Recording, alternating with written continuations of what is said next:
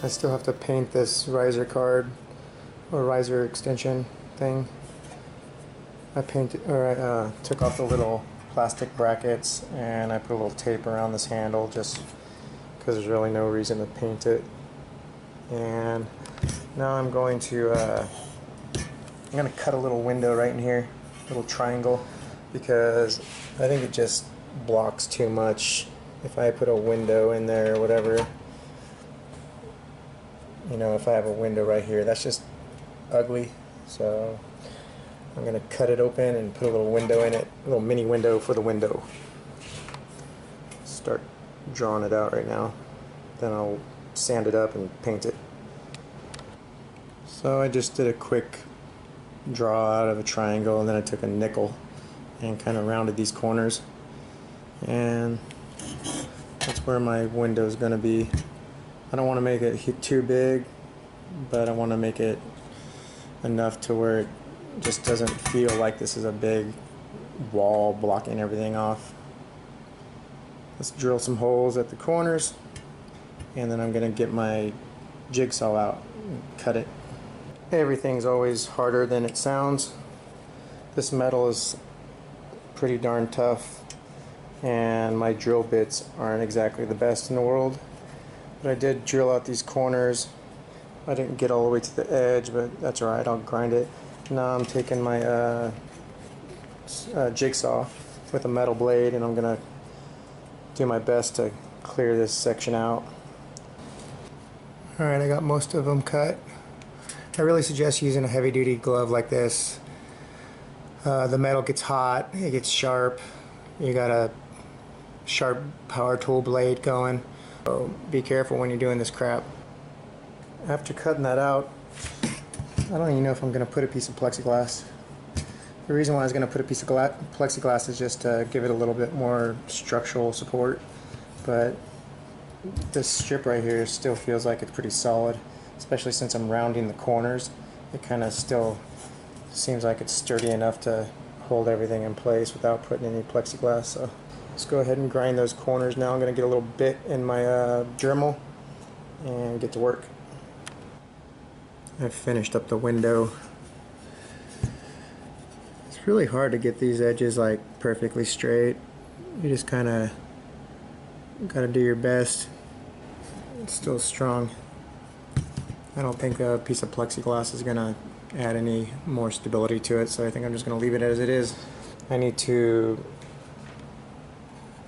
decide whether or not I need the pump a little bit lower. I might be chopping out this chunk of metal right here so the pump can lay just that much close, like further down. I thought I was done cutting on the chassis, so I painted it, and of course I've been cutting some more stuff as I go. I actually had to cut out more of this chunk down in here for this this little extra piece to fit in there. I basically hollowed out all that metal, and now I'm going to be chopping out this square where I kind of drew on with a pencil. I'll probably go right to this edge right here actually, but I'm going to cut out all this metal in an effort to have the pump sit a little bit lower. It'll probably sit almost a 1/4 inch lower when I'm done, and that'll allow this port right here to line up better with this one. I don't want to have to bend it and then bend it down a little bit, and then, you know what I mean. So I'm gonna go ahead and cut that piece of metal out right there and have the pump sit down further in there, and then I'll probably put some double-sided tape on it to hold it in place, and that'll also help with the vibrations so it's not loud. I cut that square out. It wasn't as easy as I thought it was going to be. It's a pain in the butt. But now the pump sits down inside there, and these two are pretty much level. with each other, so now I'll just have to do a little bend, tiny little bend, and right there, boom. What I think I'm going to do now is, because this kind of flexes here, I think like it flexes more than it did before because this piece is missing. I think I'm just going to shoot some hot glue up under there, kind of seal that up so it doesn't flex so much.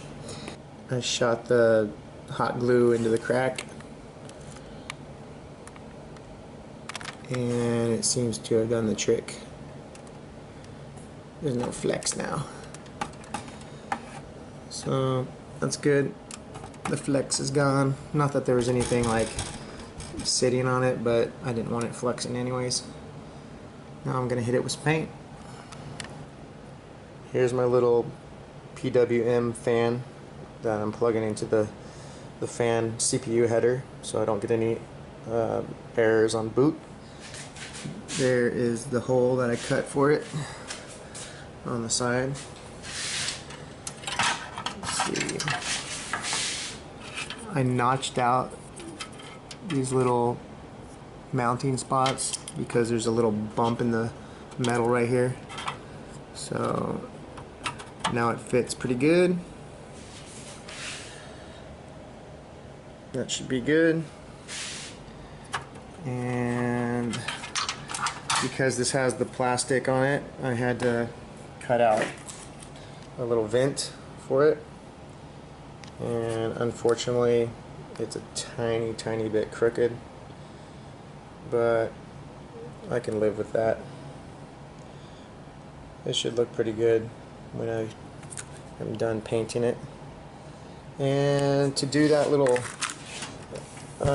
pattern, I actually cut apart an old 780 SFF power supply, and I took the grate off of it and kind of cut it into the pattern that I wanted, and then I just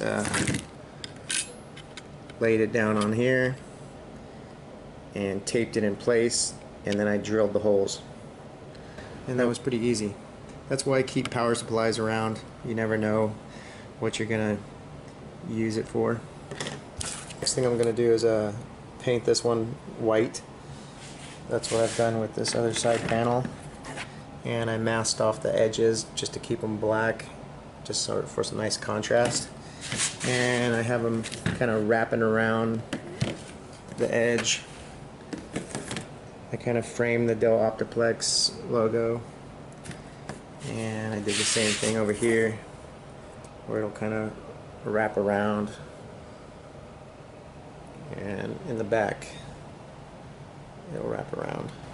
The one thing I'm going to do now, I know it's a little crazy, I don't really have to do it, but since this Dell logo is silver, I pulled it out of there and I put some tape on the Dell logo, and now I'm gonna slowly take a razor knife and cut that out so I can mask off that silver Dell, and then I'm gonna paint this little button white.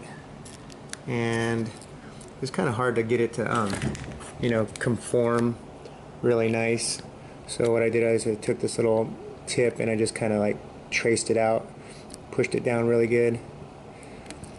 So this should be good. I just have to do light coat so I don't get any paint bleeding under the edge. And after that, I'm going to do a video of putting it all back in place so I can start bending the water lines.